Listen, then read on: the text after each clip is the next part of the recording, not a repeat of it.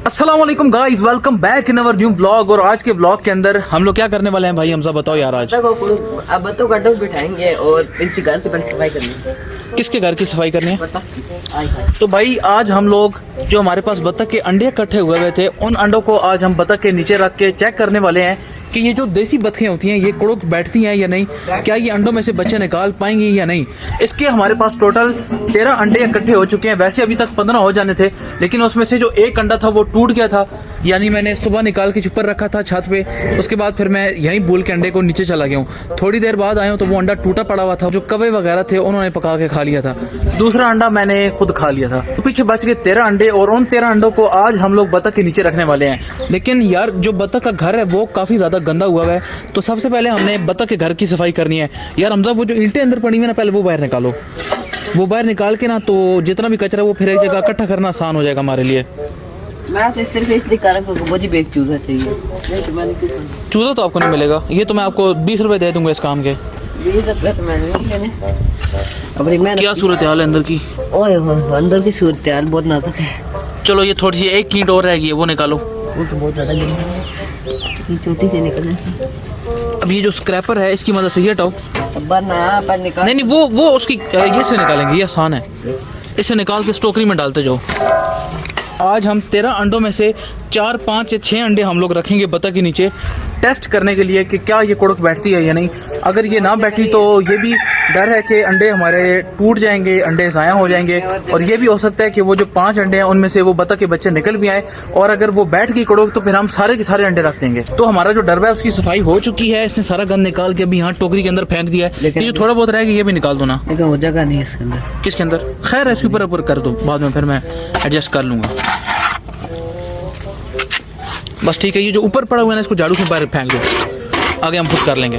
अभी दोस्तों हमें करना ये है कि वो जो पुराने वाला बूरा था वो हमने सारा निकाल के डस्टबिन में फेंक दिया है। अभी हमने यहाँ से निकालना है ताज़ा बूरा। अभी जब तक ये डब्बे की सफाई कर रहा है तब तक मैं आपको बतख के अंडे दिखा देता हूँ कि भाई ये जो देसी बतख होती है इसके अंडे देखते कैसे हैं।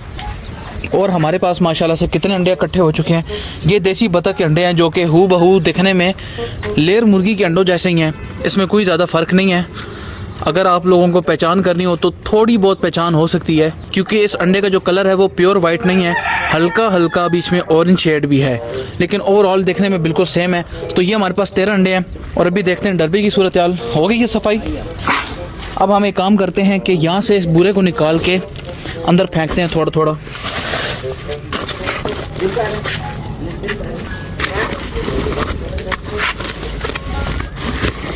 अब यहाँ पे थोड़ा सा बुरा फैला देते हैं।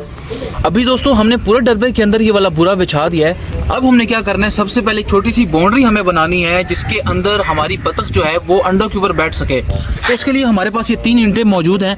इन 3 ईंटों की हम एक छोटी सी बाउंड्री बनाने वाले हैं। उसके लिए हमें इन ईंटों को पहले अंदर शिफ्ट करना होगा, और यहाँ पे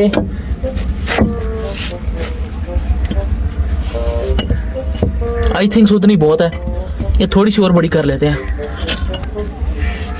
बस दैट्स इट। हमने इतनी लिमिटेड सी बाउंड्री बनानी है कि उसके अंदर सिर्फ हमारी फीमेल डक बैठ सके, मेल डक ना आ पाए, क्योंकि अगर वो मेल डक अंदर आ गई तो फिर वो अंडों को खराब कर देगी। तो ये बाउंड्री हमने छोटी सी बना ली है। अब इस बाउंड्री के अंदर हमने मजीद थोड़ा सा बुरा भरना है, ताकि हमारी जो बतख है वो अंडों पे आराम से बैठ सके, उसको सर्दी भी ना लगे यार, और अंडे खराब भी ना हो। तो ये बुरा है भाई, इसको हम थोड़ा सा अंदर बिछा देते हैं। तो भाई बुरा तो हमने बिछा दिया है। सिर्फ हमने बुरा ही नहीं बिछाना, बुरा तो हमने बिछा के रख दिया है। अब हमने क्या करना है, थोड़ा सा घास बुरे के ऊपर डाल देते हैं, ताकि थोड़ी सी जो लेयर है वो ऊपर आ जाए। तो थोड़ा सा घास हम यहाँ पे डाल देते हैं, बस इतना बहुत है। बाकी मेरे ख्याल में वो बतख खुद ही सेट कर लेगी। तो ये एक छोटा सा सेटअप हमने बना दिया है, और यहाँ पे अब हम रखने वाले हैं 4, 5 या 6 अंडे। और उन 6 अंडों को रखने के बाद हमने बतख को पकड़ना है, फीमेल डक को, और उस फीमेल डक को पकड़ के हम अभी फ़िलहाल यहाँ पे बंद कर देंगे, और मेल डक को हम लोग बाहर ही रखेंगे। शाम को फिर हम लोग आके देखेंगे, जब इन सब पेट्स का बंद करने का टाइम होता है, उस वक्त अगर हमारी बतख अंडों पे बैठ गई तो फिर हम जो मेल डक है हमारी, उसको हम फिर किसी और डरबे के अंदर बंद कर देंगे। हमारे पास बेशुमार डरबे हैं जो कि खाली हैं इस वक्त। तो अभी हमने क्या करना है, ये हमारे पास 13 अंडे पड़े हुए हैं, और इन 13 अंडों में से हमने चंद अंडे फ़िलहाल रखने हैं अंदर।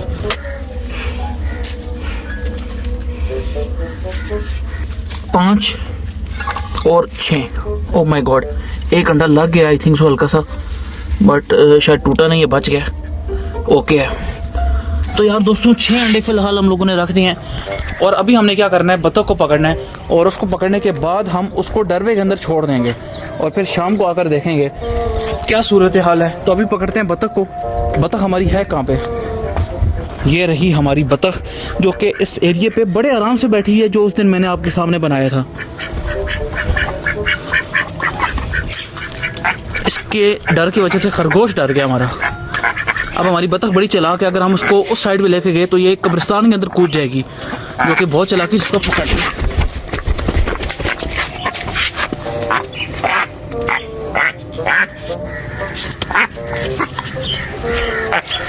बड़े आराम से आज तो पकड़ में आ गई। वैसे पकड़ में नहीं आती, शायद हमारा ब्लॉग बन रहा था तो फिर ये चाह रही थी कि हमारी ऑडियंस का टाइम ज़ाया ना हो, इसलिए जल्दी जल्दी हाथ में आते हैं। तो जाओ भाई, थोड़ी देर आज आप अंदर ही रहो।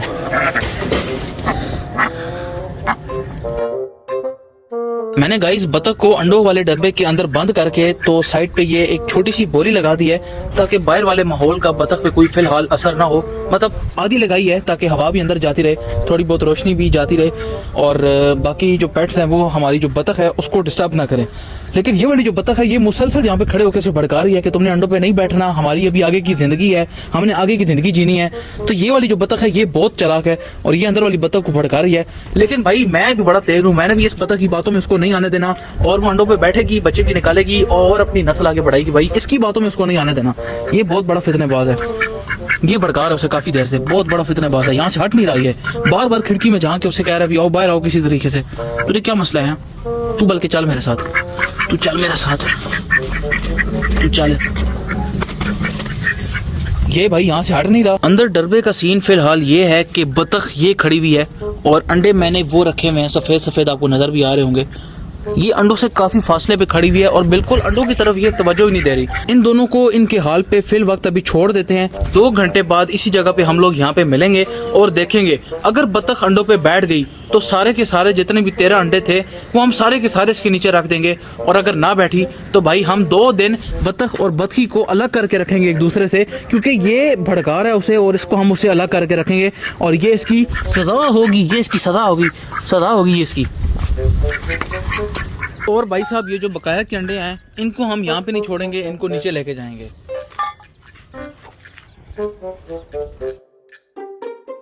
ओके गाइस, हम लोग आ चुके हैं 2 घंटे के बाद और 2 घंटे के बाद की सूरत हाल हम लोग देखते हैं। यहाँ पे देख लेते हैं क्या सूरत हाल है। सही क्लियर नजर नहीं आ रहा, हम इंटों को हटा के देखेंगे। स्टिल अभी तक हमारी जो डक है वो अंडों के करीब भी नहीं गई और यहाँ पे मुझे लग रहा है कि एक अंडा शायद हमारा गायब हुआ है। नहीं, पूरे हैं, वो एक बिल्कुल इससे नीचे छुपा दिया है, ये वहाँ पे गई है, अंडों को इसने थोड़ी सी हिली दी है। तो आज हम एक काम करते हैं कि हमारी जो फीमेल डक है वो आज अकेले इसी खाने में रहेगी और ये जो हमारा डकी है इस डकी को आज हम यहाँ पे बंद करेंगे। ये वाला जो हमारा रैबिट है ये आज इसके साथ बंद हो जाएगा। तो इस लिहाज से कल आज सुबह जो है वो पता चलेगा सही तरीके से कि हमारी जो बतख है वो अंडों पे बैठ सकती है या नहीं बैठेगी। तो गाइस अगले दिन की दोपहर तक का मैंने अपनी डक को टाइम दिया था कि आप कुड़ुक बैठ सकती हो दोपहर तक, अगले दिन की दोपहर तक यानी अब तक। उसके बाद हम आपको कोई चांस नहीं देने वाले और अनफॉर्चुनेटली हमारा प्लान और हमारा मिशन दोनों अनसक्सेसफुल हो गए और जो हमारी बतख है वो अंडों पे ना बैठ सकी, अंडों के करीब भी नहीं गई। मुझे नहीं पता कि ऐसा क्यों है, मैंने बहुत जगहों पे देखा है कि ये जो बतख होती है ये अंडों पे बैठ भी जाती है, बच्चे भी निकाल लेती है, लेकिन हमारी डक के साथ क्या मसला था मुझे इस बात का अभी तक कोई इल्म नहीं है। या तो हमारा जो डरबा है जिसके अंदर हमने ये अंडे रखे थे और जिसमें हम अपनी बतख को कुड़ुक बिठाना चाह रहे थे वो डरबा ही सूटेबल नहीं था, साफ सुथरा नहीं था या छोटा था, मुझे इस बात का कोई इल्म नहीं है।